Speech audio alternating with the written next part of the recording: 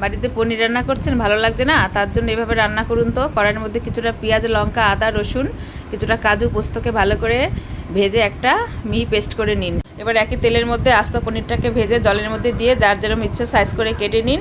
এবার তেলের মধ্যে পনির আর আলুটাকে ভেজে নিন। আলু যার যার ইচ্ছা, কিন্তু আমি আজকে পনির কম বলে আলু দিয়েছি। এবার তেলের মধ্যে কিছুটা পেঁয়াজ, গোটা গরম মশলা দিয়ে সেই পেস্ট করা মশলাটাকে জিরে, গুঁড়ো লঙ্কা দিয়ে ফেটানো টক দই দিয়ে ভালো করে কষিয়ে নিন। সাথে একটু হালকা লবণ আর স্বাদ মতো চিনি দিয়ে এবার দেবো 2 প্যাকেট আমি টমেটো সস। এবার ভেজে রাখা টমেটোর আলুগুলোকে ভালো করে আরও কিছুক্ষণ কষাবো যতক্ষণ না তেল ছেড়ে দিচ্ছে। তো একদম রেডি আমার ভালো করে কষানো। এবার হালকা একটু জল দিয়ে ঢেকে দেবো। ওটা ঢাকা থেকে তুলে আর একটু নিচ দিয়ে নাড়া দিয়ে আরও কিছুক্ষণ ঢাকা দেবো। তো একদম রেডি কিন্তু আমার পনির। নামানোর আগে একটু হালকা গুঁড়ো গরম মশলা দিয়ে নামিয়ে নেব। তো এভাবে পনির রান্না করে দেখুন, মাছ মাংস ফেল হয়ে যাবে এই পনির রান্না। আর বাইরের পনির খেতে ইচ্ছা করবে না, দেখে বুঝতেই পাচ্ছেন।